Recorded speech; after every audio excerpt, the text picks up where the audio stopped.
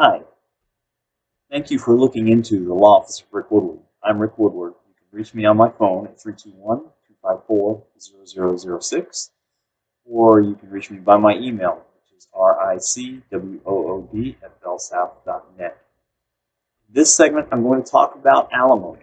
I'm often asked the question, how does alimony work? Well, alimony is an interesting issue in the state of Florida. There is no formula for alimony in the state of Florida like there is in some other states. What that means is that there's no easy way to predict the amount of alimony that somebody might pay or receive, or how long that person might pay or receive alimony.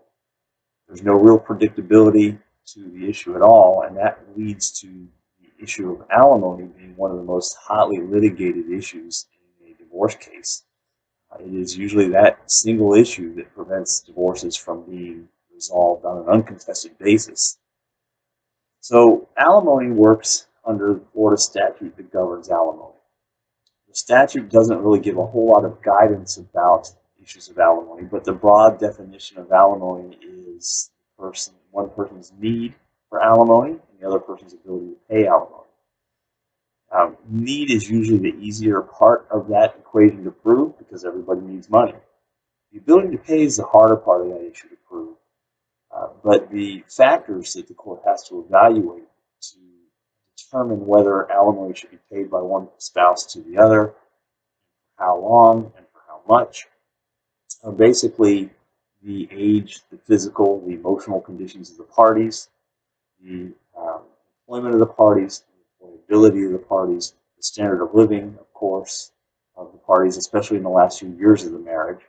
Of course, the length of marriage is a big factor in determining whether alimony should be awarded in the case. There are also a few other factors that are kind of catch-all factors that the court can use to pin some evidence to determine whether alimony should be awarded. So with those factors, it really comes down, in my experience, to the issue of the incomes of the parties, and whether there's a disparity in the incomes of the parties. In my experience, having been doing this for 30 years, what the courts are really looking at is if it's a long-term marriage or a long enough marriage for the court to consider alimony seriously. If the court finds there to be a disparity of the income of the parties, then the court's likely to award alimony in that case. The length of alimony is usually the bigger issue, and the precise amount of alimony also that is also a big issue. Now, as I said at the outset of this, there is no formula for alimony. There's no way for us to accurately predict what the court is going to award in alimony like we could in child support. In child support, we have a formula. Alimony, we do not have a formula. Because there is no formula doesn't mean that I don't use formulas in preparing for the alimony issue, mediation, or in litigation. As I approach mediation or litigation, I sit down with 4 different formulas that I use. What those formulas give me is a range of exposure to alimony for my client or a range of entitlement for alimony for my client. So it gives me a range of numbers to kind of look at and share with my client to help my client understand where I think the alimony number might lie when it's all said and done. That is a really valuable tool in preparing because it helps my client understand if the money and going to court or money it's going to cost to litigate an issue is money well spent.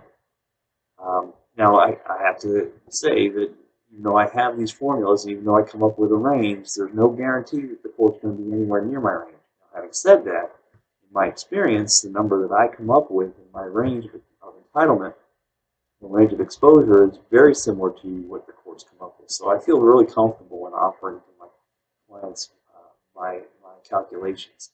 And one other thing about these calculations, when I say that alimony is based on one party's need, the other party's ability to pay, you might think that the ability to pay would take into account maybe your monthly expenses or what your end of the month looks like after you pay your bills. These formulas that I use are based entirely on the incomes of the parties. They're not based on your expenses at all. So when I mentioned previously that the court focuses a lot on the disparity of incomes of the parties, that's exactly right. These formulas really look just at the incomes of the parties, and they run these incomes through these different equations to come up with the exposure or entitlement So, in a nutshell, alimony is a difficult issue to address. There are always questions about the amount of alimony or the length of alimony that one might expect to pay. These are all things that you would benefit by having an attorney help you with.